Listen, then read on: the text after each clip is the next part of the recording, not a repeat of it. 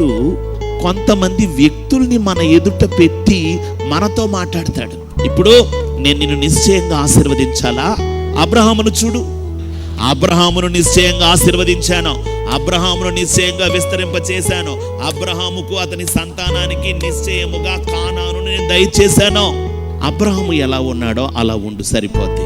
ఇప్పుడు అబ్రహాము క్యారెక్టర్ని ఎదురుగుండా పెట్టాడు. అబ్రహాము తన ప్రయాణంలో ఎక్కడ కూడా బలహీన పడకుండా దేవునితో నడుస్తూనే ఉన్నాడు. ప్రభా, నువ్వు నాకు పిల్లలు ఇవ్వలేదా?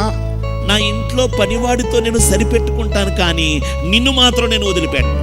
నువ్వు ఇచ్చిన వాగ్దానం నెరవేర్చకపోయినా నువ్వు నాకు కావాలి. అది దేవునికి నచ్చింది. అబ్రహాము విశ్వాసాన్ని బట్టి వాగ్దాన భూమిని ఇస్తానన్నాడు. నీ కుటుంబం విషయంలో కానీ, నీ భర్త విషయంలో కానీ, నీ పిల్లల విషయంలో కానీ నీకు ఇచ్చిన వాగ్దానాలు నెరవేరుతాయి. ఎప్పుడు నెరవేరుతాయి? అబ్రహాము తన జీవితాన్ని ఎలా నడిపించుకున్నాడో అది గమనించుకొని, అలాగున నీ జీవితాన్ని కూడా నువ్వు నడిపించుకోవటానికి ఒక సాధన చేయాలి.